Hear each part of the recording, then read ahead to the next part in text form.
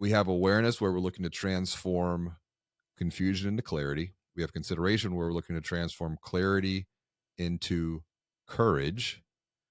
And what we mean by that is based upon what is presented visually on the page, communicated on the page.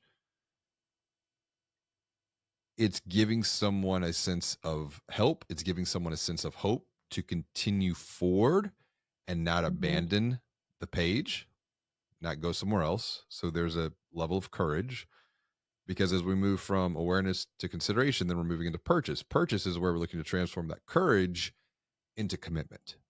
And what we mean by that is there's a level of commitment to when someone clicks the apply button. Mhm. But commitment does not mean completion. Commitment does not even mean funding a Mm-mm. loan or funding a deposit account for that matter. And that is where the adoption phase comes into play because that's where we're looking to transform commitment into confidence. And that's a whole conversation. It's almost like we could take each one of these stages and maybe we should take Certainly. each one of Yeah. these stages and the emotive transformations that have to happen because we go from the adoption stage to the final stage, which is the advocacy stage. And that is where there's an opportunity to transform confidence into community to when an account holder feels like, there's that word again, feels like they are part of something bigger than themselves. And this is a very, I would say it's a newer idea for many financial brands to think, well, we are a community institution. Yeah. How are you bringing your account holders together to connect, to learn, to grow? Are you?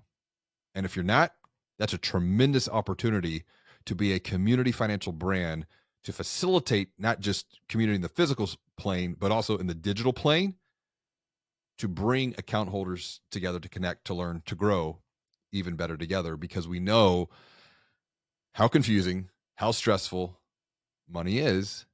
And when people are on a similar journey, the probability for them to move forward and make progress together exponentially increases.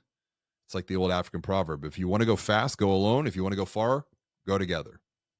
And so I'm really recommending financial brands look for opportunities to transform confidence. They're an account holder, transform that into community, ratings, reviews, referrals, coaching, even content, Yeah. curriculum, because that would then just repeat the process and shorten the buying journey for someone else because now you have influence not coming from marketing communication, but you have influence coming from the most trusted marketing channel on planet Earth, even in today's digital world, which is a rating, review, referral from a friend, family member, colleague, etc.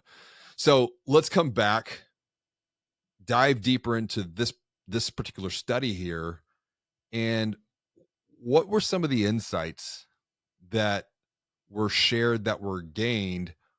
What are people looking for when they're shopping for a checking account? What do they need to see? What do they need to perceive to increase their courage to commit to move forward with confidence? So this one was really interesting. And for this particular institution that we were looking at, the news, I mean, there was good news in all of this because they actually had what these people were looking for. It was just a matter of reorganizing and restructuring the information, which is, that is not a problem. But we had a lot of users really appreciate that they had multiple different types of checking accounts now and really listed the features for each of them. What was interesting though is this particular brand had two different Mhm. pages with checking account information on it. They had one page that had them all listed out, the accounts, the bullet points, and they had another page that had an actual comparison chart. And we drove them to the page that just had the five different accounts with bullet points underneath each, and it was kind of up to them to cross reference and figure out which one worked best for them.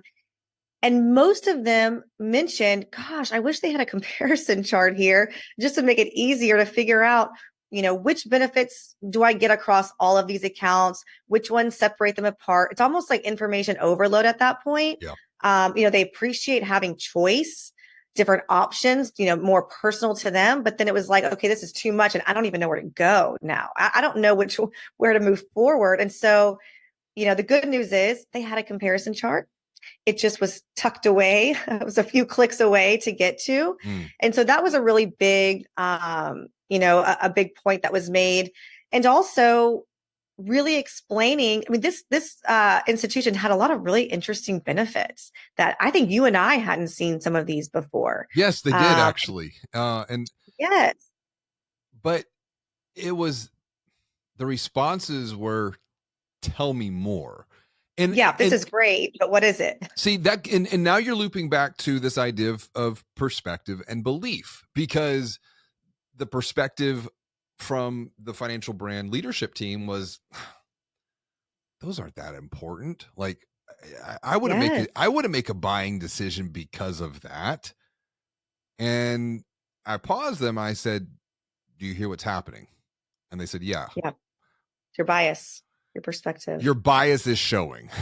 um, Yes.